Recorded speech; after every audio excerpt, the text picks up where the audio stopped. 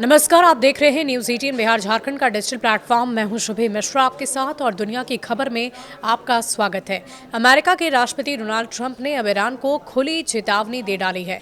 उन्होंने कहा कि ईरान के हालात पर बहुत करीब से नजर रखी जा रही है। उन्होंने उम्मीद जताई कि देश में प्रदर्शनकारी सुरक्षित रहेंगे। इसके अलावा अमेरिकी राष्ट्रपति ने चेतावनी दी कि अगर सरकार ने प्रदर्शनकारियों को मारा तो अमेरिका दखल देगा और उस देश पर ऐसी जगह हमला करेगा जहां उससे सबसे ज्यादा दर्द होगा। अब बड़ी मुसीबत में है ईरान, ट्रंप ने ये कहा है। ट्रंप ने व्हाइट हाउस में टॉप तेल और गैस अधिकारियों के साथ एक मीटिंग के दौरान मीडिया के सवालों का जवाब देते हुए ये बातें कही। जब उनसे ईरान के बारे में पूछा गया तो उन्होंने कहा कि ईरान बहुत बड़ी मुसीबत में है।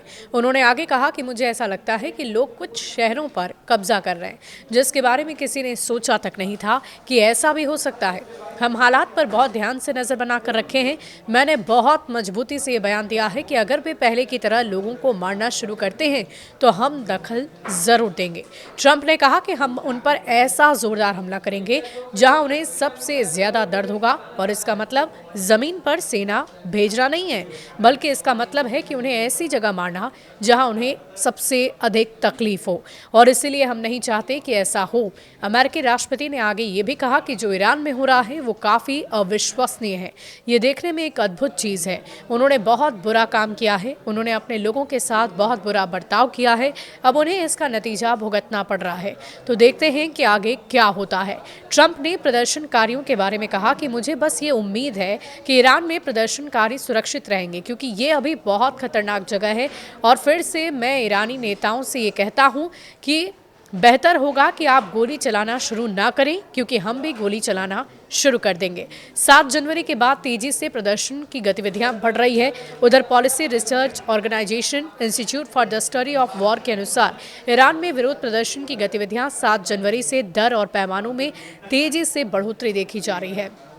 एक्सपर्ट्स ने यह भी कहा है कि सरकार ने अपनी कार्रवाई तेज कर दी है, जिसमें कम से कम एक प्रांत में विरोध प्रदर्शन को दबाने के लिए Islamic revolutionary guards corps ground forces का इस्तेमाल करने जैसे दुर्लभ कदम शामिल है।